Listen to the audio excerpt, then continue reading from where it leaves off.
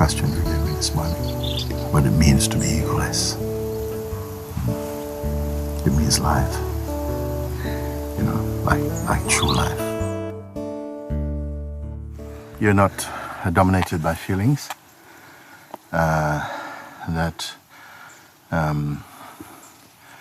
Your life is not in service to your person. You know, meaning that for most human beings, our life is primarily in service to our person.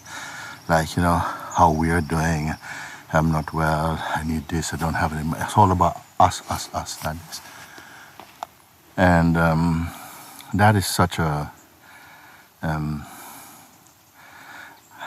Our lives should be for service. Like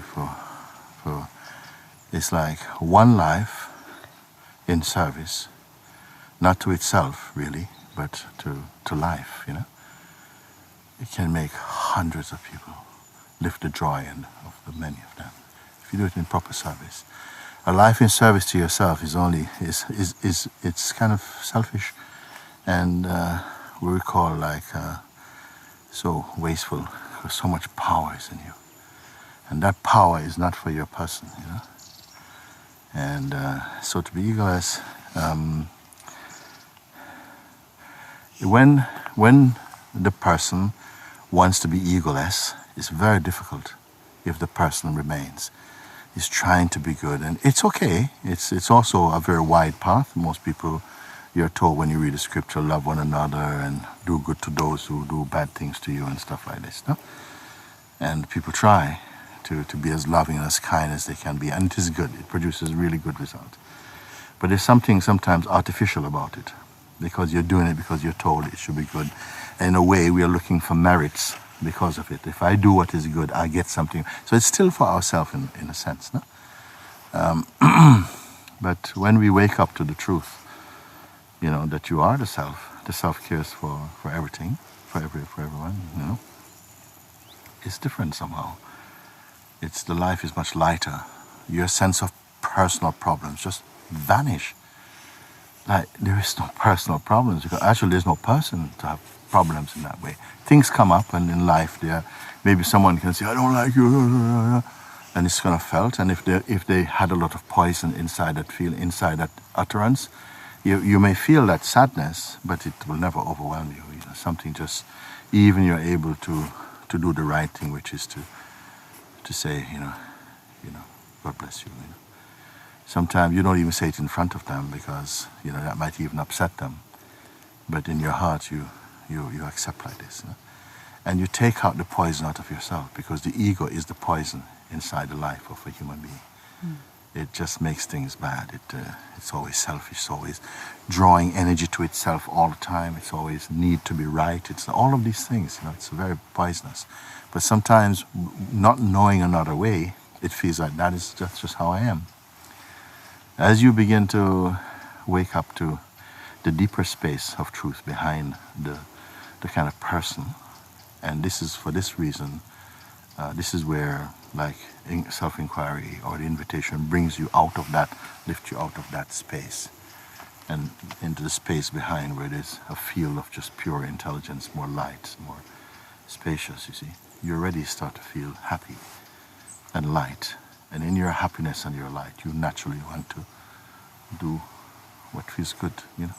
It's like what feels good comes naturally inside your heart, what feels good.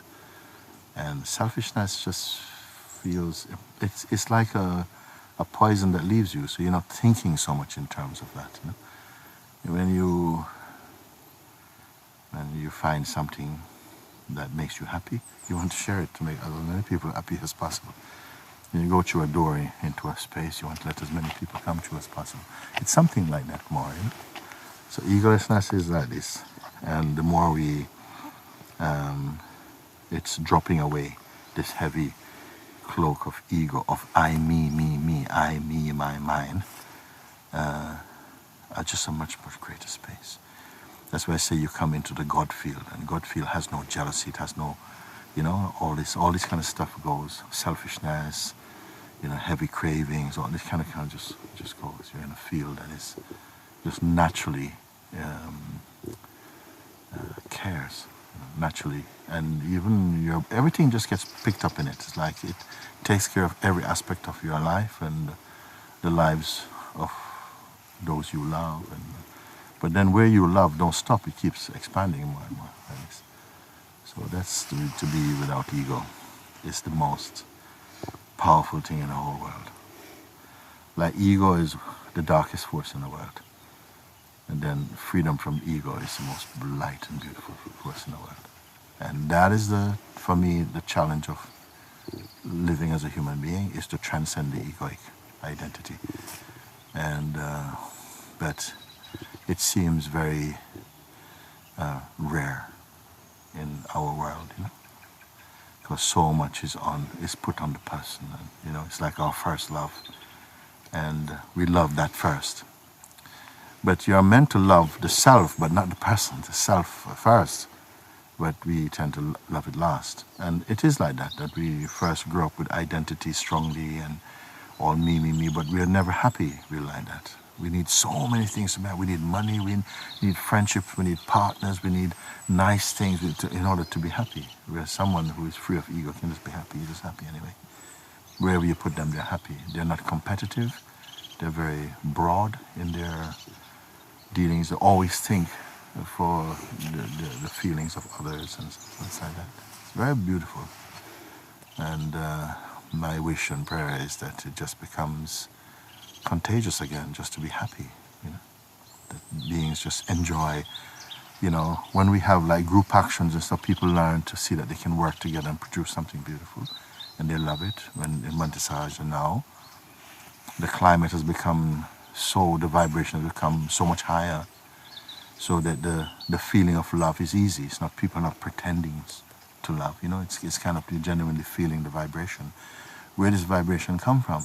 It's not we came here and this was a special land and the trees were giving vibration. No, it's we are bringing the vibration, the living self, by our actions, by our thoughts, by the meditation, by the understanding, by the veneration, the understanding of, and the attraction to God or to pure consciousness. All of this is lifting the vibration.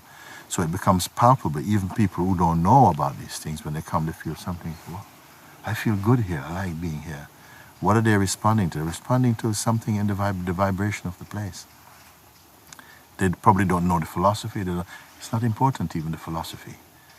It is the activity of the philosophy. It is the power of the guidance accepted. There's no power in the guidance if it's not accepted. When it's accepted, then it wakes up and it starts to move, and then everything, the trees start to pick it up, the earth pick it up, everything picks it up, That's why some places you can go and you can feel the vibration of the place, even though that person is not there anymore like that. I've been to places like that in India, and even in Jamaica, even in Bob Marley's house. I felt this vibration, actually. I went to his room, where his slippers is by his bed, and I wasn't expecting anything like this, but the feeling was so powerful of love. It was so wonderful. Indira Gandhi's place and different places I've been in, it feels not so many, but actually quite a few. You feel this vibration, and it lives in the walls. It's even the bricks, they hold the vibration. Everything, you go inside, you feel like there was happiness in this house. Some happiness was in this house. And it lives, even though the people left their bodies, the happiness is inside the house. It's an amazing thing. Sometimes the darkness lives in the house also. If it carries it, it's like these are the strong energies of attraction, desire, fear, love. These are powerful forces in the human kingdom. And they somehow affects even the earth. It leaves, it leaves that vibration there. So sometimes people go to the forest instead of love being in nature, is because it's not polluted by human darkness, So they feel a bit like, it's empty of that. Just move more into like tree consciousness and earth consciousness and more in that. But when you come to a place where the consciousness has manifested in the human form, because it's so much more rich, more diverse in its expression, if it is pervaded by and imbued with consciousness, It's so powerful. This is why, like I say, that it was just 2,100 years ago, 2,100 years ago, Jesus was here physically on the earth, and just through one human being, who was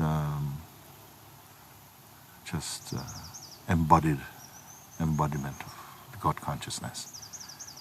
And even after leave his body, 2,100 years later, people are still becoming followers of Christ, or followers of the Buddha, or followers of Krishna. It's like 5,000 years ago, of Rama, many, many thousands of years ago. Why? Because the vibration is there when they hold that. So it's a very powerful thing. And that when I used to say that one human being forgot about themselves, and since then the whole world cannot forget them. That's a very powerful thing.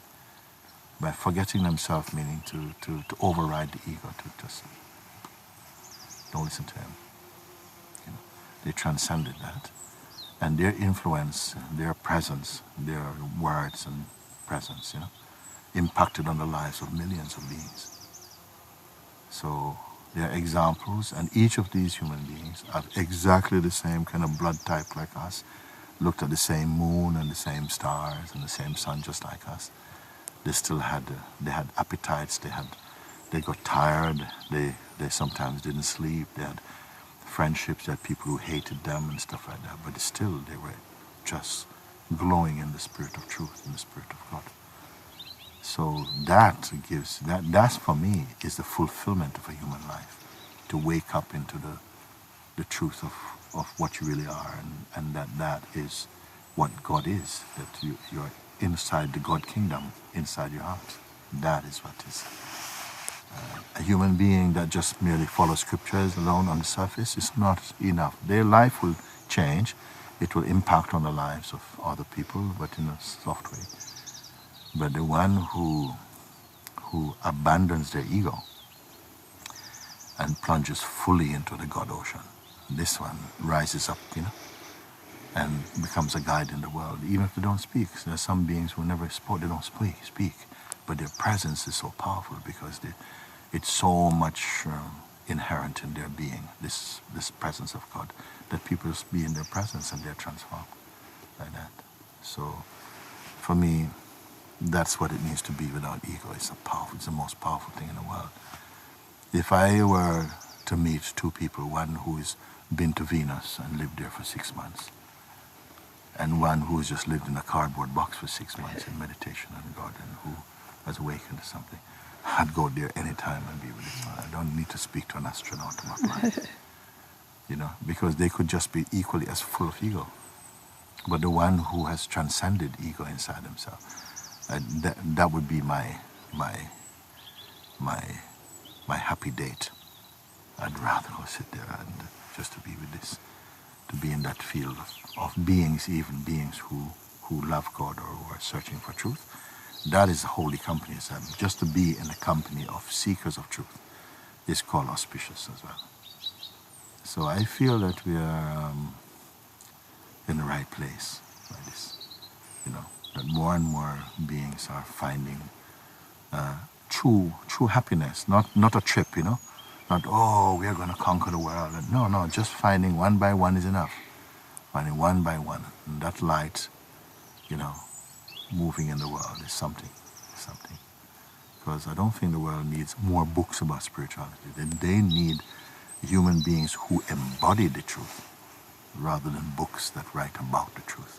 They want to see the living book. They don't want to see a book of just, paper. They want to see a book of a human being like them whose life, challenges or confronts or reveals something inside themselves that they can, by meeting someone of that caliber, their being cannot deny that it's met God. And many times we've heard of stories where people who are profess themselves to be atheists, have met a being who has that impact on them, that they know, whoa, this is just, I don't know what this is, but is causing all these changes inside my heart. And so this is what, you see? Because there can't be a true atheist. There cannot be. It doesn't really, it's just a strangeness. You know, it just means a depth of ignorance, that you don't acknowledge that there is a supreme power that controls and, you know, determines the order of the universe and cares for things and stuff. It's not human being doing it. It's not human being allowing these trees to grow and to, you know, sending rain and, you know, to change the weather and to take care of all the planets in even one solar system. I mean, but of all the solar systems, you know, just, oh, I cannot, even to talk about it makes you feel weak. You know, you can't grasp the magnificence and the might of that supreme being. And the being is not separate like as an entity doing the things. It is inside the things itself, you know. It's like God cannot be just a farm, or God is embodied in all farms and beyond them, you see. Because the farms are constantly changing, because he gives them the portion of time and growth, and anything that is growing must be transformative, changeful, and so on. And but the God self is unchanging and yet manifesting change, and taking care of all the different permutations of its expression. It's just sometimes just want to try and portray it as a kind of field of energy, but not just energy. It's an intelligence and a spirit that is its visible expression, and appearing out of it gives many clues. Just if you look, you know, we look on someone, you see the hair on their head, which keeps coming out. We're coming out from what? If you look inside the head, there's no hair inside the head coming out. There's nothing there. It's just growing.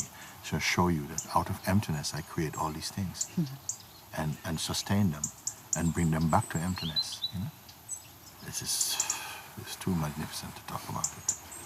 You know, and some beings that just get overwhelmed at just the majesty of that power.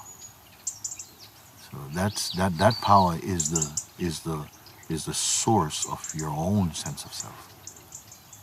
To even know this, even if you don't understand that should set your life on fire already. You should have to go down and sit down, and just, there's no end to a gratitude of knowing that your life is sourced in God. For someone who don't really comprehend that,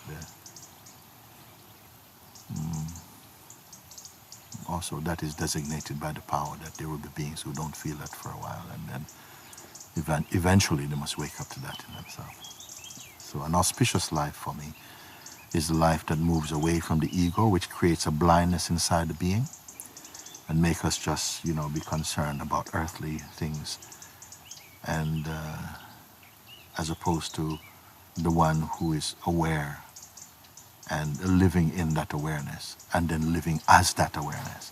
If you come to live as awareness, you are already in the kingdom. You're already in that space. In fact, it's even, I would say, greater than heaven,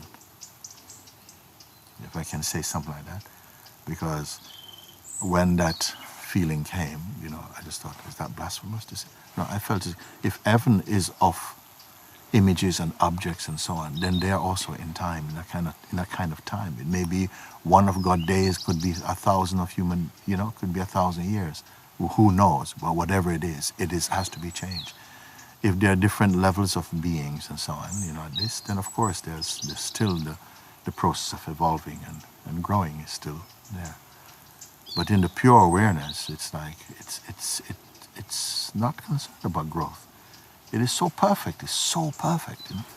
But it's so unappealing to the mind, because the mind is always concerned about things and objects and having and losing and getting and changing and growing and becoming and losing, and, you know, it's all of that. Whereas in awareness, it's like, it is transcendental to such concepts. And this is what I'm trying to, you know, when I say to everyone, leave this now, leave this now. Leave even the concern for your identity, leave all of this. Who am I speaking to?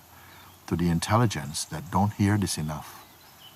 And when it hears this command that comes from the heart, it's able to drop everything and then be in the oneness, in the experience of its own oneness, you see. And then it's not, you see, rarely people in the hall in satsang, in the meditations like this and the guidances like this, you see. Then the disturbance is not there. You know, it's like you're in a transcendental plane. Selfishness and all this kind of stuff, it just kind of thins away, and it's as though you're floating in a lighter dimension, you know, of being. So it's very tangible, actually, that we feel it and we have the capacity to experience it. In the beginning, for many people, their mind comes. You can see sometimes people come here, they're not used to this type of environment, and you see how much their mind is troubling them. It appears as though it's the place that's troubling them and the people are troubling them, but it's their own mind is troubling them. You know, it feels uncomfortable because it feels challenged. You know, why are these people so happy about what? You know, I mean, I don't even trust them. They're pretending. You know, it goes into overdrive on this cynicism, judgments, on discomfort. All these things come up, but they are just the birth pains to reach a higher state of, if they persist, and often they don't. They go away, but something is inside, and that seed begins to grow inside them. Because God brought them here. Even if they feel, well, I didn't want to come here, as my wife came here, so it's still the force that caused them to come here. The force causes them to experience the disturbance that's in them, but they don't recognize that it's coming from them. They think it's coming from outside. But it's coming from a reaction to the energy that they're experiencing, that they're not yet compatible with it, because they're so much in the domain of egoic identity. So that is shaking, you know. So, a very good question you gave me this morning. What it means to be egoless. It means life. You know, like true life. When we think of Jesus or Prophet Muhammad or Krishna or the Buddha or something, you know, it immediately is even people don't know about these things. They know it represents a higher level of consciousness, a level where love is the climate, and you know, peace, and you know. So, but when we say I, the implication, the real meaning of I, is consciousness. But rarely in the world, when we say I, it means consciousness. It's meaning individuality, it meaning person, it meaning, you know, I'm a man, I'm a woman. It's such a contracted, such a limitation. See? But I, even if we sometimes, even the one who is awake, will say I, knowing that it's referring to a sense of individuality and so on. But underneath that I is a deeper, they're in that space of a deeper knowing, a spiritual knowing, that it is consciousness speaking, you know, and not the person. It's a different vibration altogether. When you are with someone and when they speak, you experience spaciousness. And that I is the I that comes from consciousness, that is consciousness. When you feel you're speaking with someone and you've got to be careful what you say, and that I is loaded with personhood. And you can see, you know, the person can, a world full of, earth full of personhood is a very suffocating place, stifling, you know. Even if there was only, you know, 3 million people on the earth, it would feel, well, probably that's a small number. But when you meet them, you'd feel a bit suffocated. But one human being who is awake to the self in a crowd of thousands shine and illumines that, you know, raise the level of consciousness in people who recognize it, you know.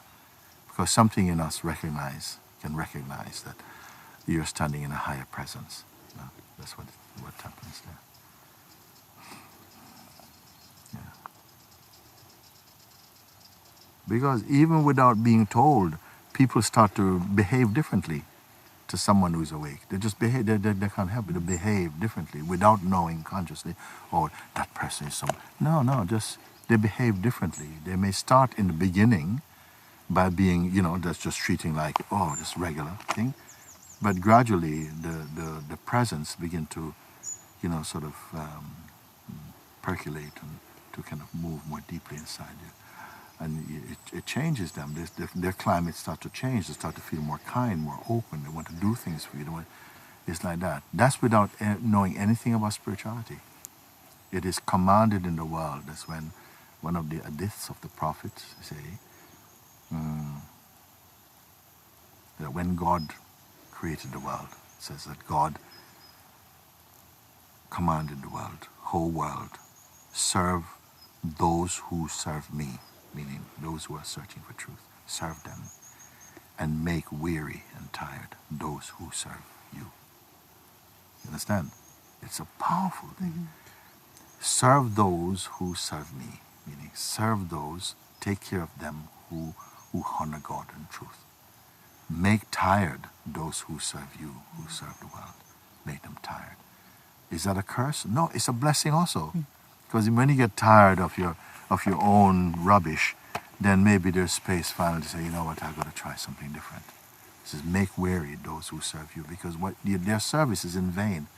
It's like just serving matter and not spirit. So it's a beautiful, it's written inside the heart, in the DNA of every living being, not just human being, but in the presence of one who venerates the truth. Something in them will honor them. It will respond to them. It may even at first want to get rid of them, but it cannot deny that their presence has an impact upon the existence. That is the power of the Holy Spirit and the Spirit of truth in each one. And I say, this place has to shine in that.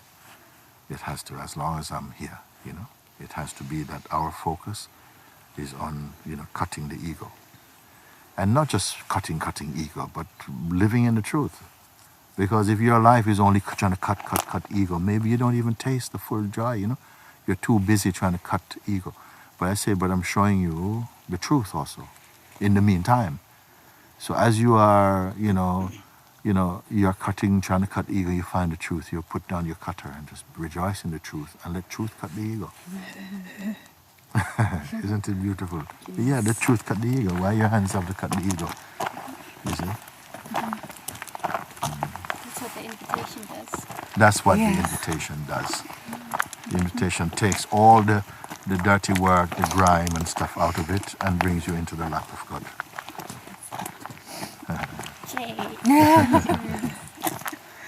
Yeah, for this, my heart is so happy because, like sometimes when you see the beings and they are, if somebody comes and says, I'm so thirsty, can I have a glass of water? You give them a glass of water. If somebody falls down, you say, oh, brother, come, let's get up. Even though your back is hurting, you help them up. How are you feeling now? Feel better? Come sit down in the chair, sit down. You help them, no? Somebody's hungry, brother, please. You give them something to eat. And whatever you can do, you help, no? Then if they are sick, what you going to do? You have to be able, something must be in you to help them also. Whether it's prayer, you start to learn to bless people. Even if it doesn't work, you still do it. You still keep doing it, My intention is to bless their life, to give them, not that their life become like mine. No, just bless their life, that whatever it needs to be, to remove the obstacles, to remove whatever it is that is contaminating or creating, disfiguring the spontaneity of their life. To banish that by the power of God. You bless them or something. And with this also, people are searching, they're so searching for the truth, they can't find it, so difficult. I say, I say, okay, you read the invitation. Listen to this. Just listen to it. Just listen to it. Okay. And that is the big help they can get. So my God, I was getting ready to do all this gymnastics to try and get over these things, and you've made it so easy. Something has become so easy, I didn't have to go through my mind. I didn't have to go down into this, this dark place of myself. I came to the light place of myself like that. Isn't that a wonderful thing? Why everybody have to suffer blood, sweat, and tears? And they can't do it because the human beings are getting weaker. because they want everything to be done by machines. You know, we don't want to. So even the work of working on ourselves. Yes, if it's to build your ego, we'll do it. We'll lift heavy weights to build up ego, but to change to transform your heart from a suffering place into a place into the abode of peace. Yeah, man, I can't get into that and stuff because they feel it doesn't show, you know, like this. So perhaps this is why maybe grace brought invitation now to say, you know, but you have to also come in. You know, you think you're happy, but that's not real happiness, you know, and to try to get them. I feel there must be, because why it didn't, for me, the invitation is the easiest thing. It's like someone holding your hand and walking you through the door. Come, let's go. Let's go to this door. You know, I want to meet Jesus. Come with me, I'll show you. I'll take you right here. Come, just a minute. Come. Let's walk through. Boom, you're inside. You know, I was going to go to Jerusalem. I was going to go to Calvary. No, he's right here. Come. Right here. Walk you through the door. Isn't it? Thank you. Our Father, take me away, take me away.